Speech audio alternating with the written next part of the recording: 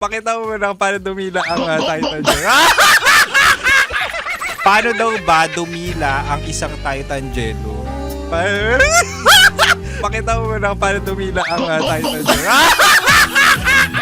Kapag kabastusan, tuwan-tuwa kayo Hindi kasi kapag radio DJ, totoo naman yun, magaling naman talaga ang madulas ang dila.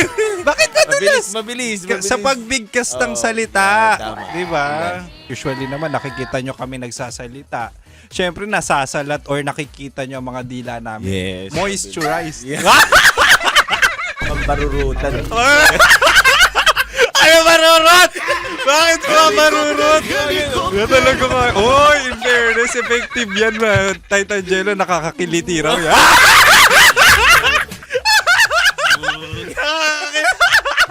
Oh, di ba?